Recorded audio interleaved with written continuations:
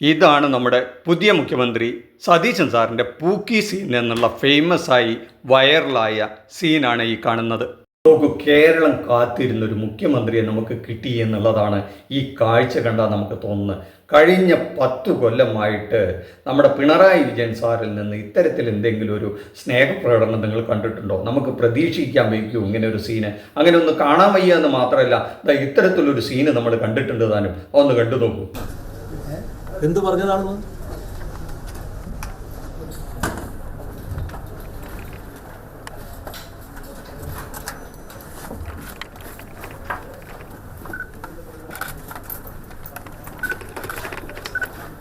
കടക്ക് പുറത്ത്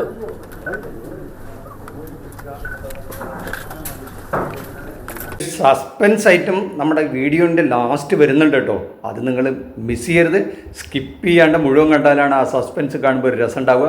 അതുകൊണ്ട് സ്കിപ്പ് ചെയ്യാതെ മുഴുവൻ കാണണം നിങ്ങൾ. ഈ കഴിഞ്ഞ തെരഞ്ഞെടുപ്പിൽ പിണറായി വിജയനും LDF ഇങ്ങനെ അമ്പെ പരാജയപ്പെടാനുള്ള കാരണം എന്താണെന്ന് മാർക്സിസ്റ്റ് പാർട്ടിക്കും കേരളത്തിലെ കുറച്ച് പേർക്കും തീരെ പിടികിട്ടിയിട്ടില്ല. ഭരണവിരുദ്ധ വികാരം കൊണ്ടല്ലത്രേ ഈ തെരഞ്ഞെടുപ്പിൽ അവർ തോറ്റത്. പിന്നെ എന്തായിരിക്കും എന്ന് അവർ വളരെ കൂലങ്കക്ഷമായി ആലോചിച്ചപ്പോൾ പല ഏരിയ കമ്മിറ്റികളിലും ലോക്കൽ കമ്മിറ്റികളിലും മീറ്റിംഗ് എത്തിയിട്ടില്ല തോന്നുന്നു. ജില്ലാ കമ്മിറ്റികളിലൊക്കെ ഒരു കാര്യം മനസ്സിലായി. ഈ പിണറായി വിജയൻ്റെയും നമ്മുടെ ഗോവിന്ദൻ മാഷയുടെയും വളരെ ധാർഷ്ട്യത്തോടെയുള്ള പെരുമാറ്റമാണ് അത്രേ അതിന് കാരണം. പല സന്ദർഭങ്ങളിലായിട്ട് ഈ ധാർഷ്ട്യത്തോടെയുള്ള പെരുമാറ്റമുണ്ട്. അത്തരത്തിലൊരു പെരുമാറ്റത്തിൻ്റെ ഭാഗമാണ് ഇപ്പം നമ്മൾ കണ്ടത്. ഇതുപോലെ കുറേ സംഭവങ്ങളുണ്ട്. അത്തരം സംഭവങ്ങളൊക്കെ കേരള ജനതയ്ക്ക് തീരെ പിടിക്കുന്നില്ല. സ്നേഹത്തോടെ പെരുമാറുന്നില്ല, നല്ല വാക്ക് പറയുന്നില്ല, മനുഷ്യരെ ചേർത്ത് പിടിക്കുന്നില്ല, സാധാരണക്കാരനോട് ചേർന്ന് നിൽക്കുന്നില്ല. ഒരു അടച്ചിട്ട സെക്രട്ടേറിയറ്റിൻ്റെ ഉള്ളിൽ ഉദ്യോഗസ്ഥരെ വെച്ച് മാത്രം ഭരണം നടത്തുന്നൊന്നും തീരെ ജനങ്ങൾക്ക് പറ്റുന്നില്ല. ഇപ്പം സമയാസമയങ്ങളിൽ റേഷൻ കടയിൽ അരി കിട്ടിയിട്ട് എന്താ കാര്യം? നല്ല റോഡ് വന്നിട്ട് എന്താ കാര്യം? പിന്നെ പാലം വന്നിട്ട് എന്താ കാര്യം? നാഷണൽ ഹൈവേ വന്നിട്ട് എന്താ കാര്യം? വിഴിഞ്ഞം പദ്ധതി വന്നിട്ട് എന്താ?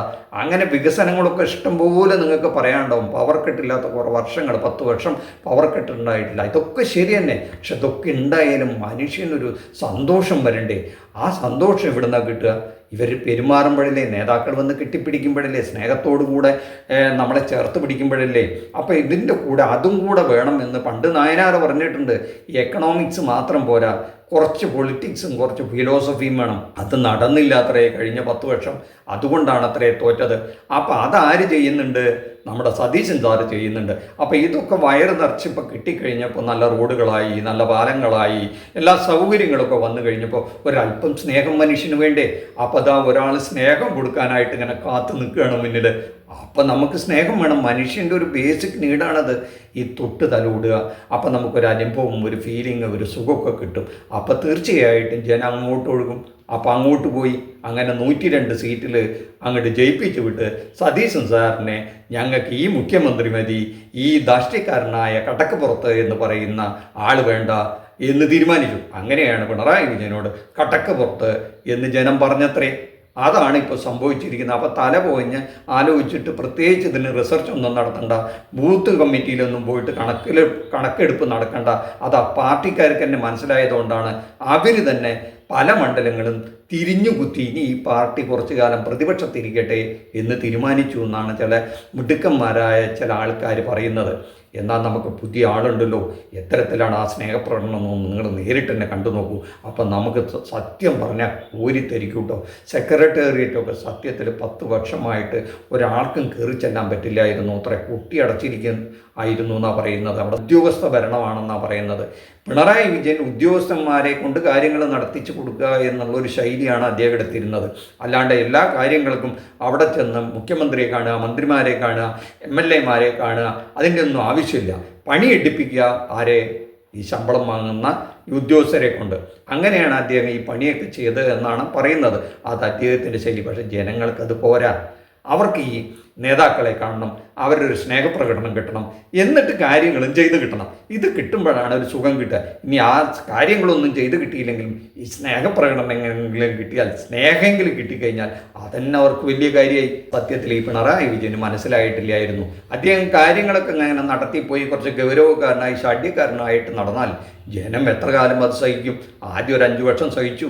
അന്ന് ജീവൻ അപകടത്തിലായിരുന്നു. കൊറോണയും പ്രളയമൊക്കെ വന്നപ്പോൾ അത് രക്ഷിച്ചു കഴിഞ്ഞപ്പോൾ അതിനൊരു പ്രത്യുപകാരത്തിന് വീണ്ടും നിങ്ങൾ തന്നെ പറഞ്ഞു. അതൊക്കെ മറന്നില്ലേ, ജീവനൊക്കെ തിരിച്ചു കിട്ടിയില്ലേ, പിന്നെ മനുഷ്യൻ്റെ സ്വഭാവമാണ്, അതൊക്കെ മറന്നു പോവും. പിന്നെ അവന് വേണ്ടത് ഇത്തിരി സ്നേഹമാണ്, കാരുണ്യമാണ്. അതൊന്നും നിങ്ങൾ കൊടുക്കില്ല. നിങ്ങൾ പഴയ ശീലക്കാരായിരുന്നു എന്നതുകൊണ്ട് സ്നേഹം കൊടുക്കാനായിട്ട് റെഡിയായിട്ട് ഒരാൾ നിന്നപ്പോൾ അങ്ങോട്ട് എല്ലാവരും കൂടെ പോയി. അതാണ് എൻ്റെ സത്യം.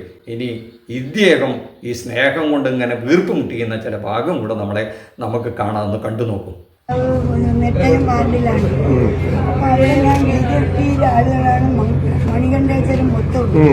എനിക്ക് പലതരത്തിലുള്ള ഉപദ്രവങ്ങളൊക്കെ ഞാൻ ഒറ്റയ്ക്കാണ് ഉള്ളത്. ഒന്നും വേണ്ട, വട്ടിയൂർക്കാവ് പോലീസ് സ്റ്റേഷനിലുള്ളവരൊക്കെ സഹായം. പിന്നെ ഞാൻ മോനെ കാണാമെന്നുണ്ട്. ഞാൻ അവരോട് പറഞ്ഞു കഴിഞ്ഞാൽ പറഞ്ഞെങ്കിൽ ആരെങ്കിലും പേടിപ്പിക്കാൻ വേറെ മോനെ കൂടി ഇരിക്കുന്നെന്ന് പറഞ്ഞു. എന്റെ പേര് സരസ്വതി. ഇവിടെ ഒരു മോനെ ഇവിടെ സെക്രട്ടേറിയറ്റിൽ ഇരിക്കുന്നെന്ന് പറഞ്ഞു. അതിൽ പഠിപ്പിക്കാൻ വന്നു. മനസ്സിലായി? ആരെങ്കിലും പേടിപ്പിക്കാനോ വരട്ടാനോ വന്നോ പറഞ്ഞു. ഞാൻ ആ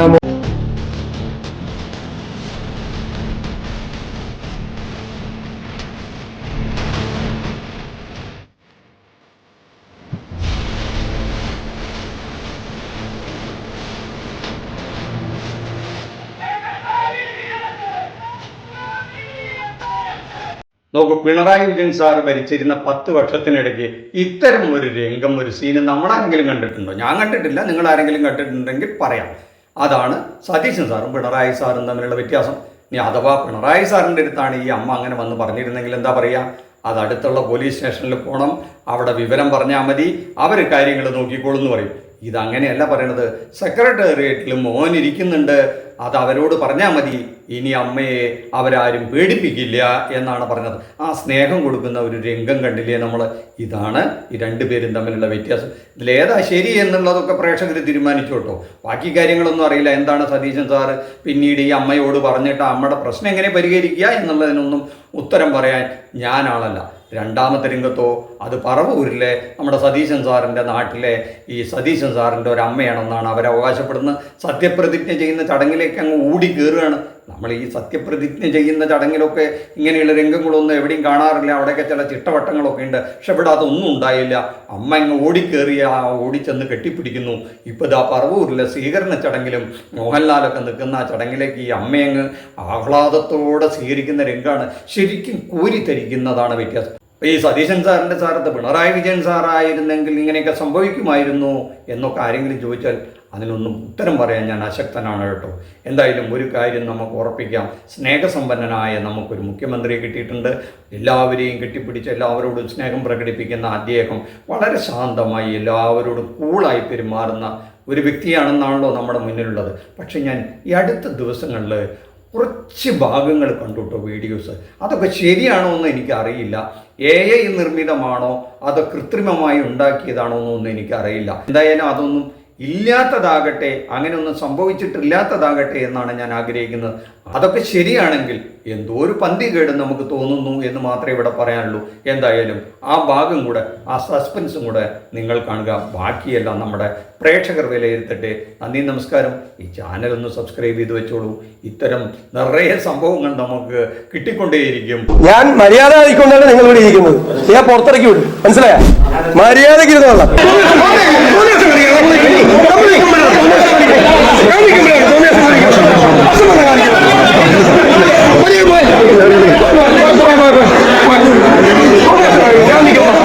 അന്ന് എന്നോട് ഇത്തരം ചോദ്യങ്ങൾ ചോദിക്കണ്ട. ഞാൻ ഇത്തരം ചോദ്യങ്ങൾക്ക് മറുപടിയില്ല എന്ന് പറഞ്ഞല്ലോ. ഞാൻ നിങ്ങളോട് പറയാൻ എനിക്ക് സൗകര്യമില്ല. നിങ്ങളോട് എനിക്ക് പറയാൻ സൗകര്യമില്ല. ഇത് നാണം കെട്ട മാധ്യമ പ്രവർത്തനമാണ്. അത് അവസാനിപ്പിക്കും.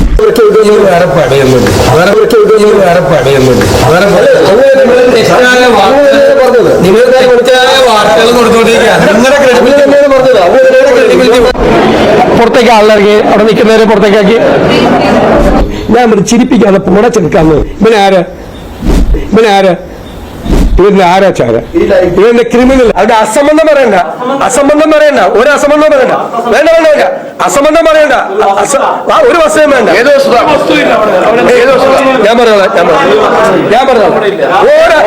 ഒരു അസംബന്ധം വേണ്ട. ഒരു അസംബന്ധം പറയണ്ട. വേണ്ട. എന്ത് ചെയ്യാം? അതെങ്ങനെയാ?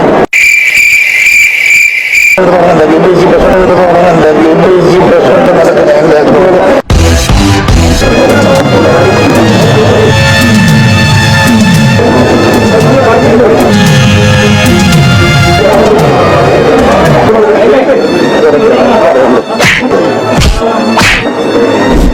ചോദ്യങ്ങളായിട്ട് എന്നെ കാണാൻ വരണ്ട. അതൊന്നും ഈ ചോദ്യം ഒന്നും എന്നോട് ചോദിക്കണ്ട.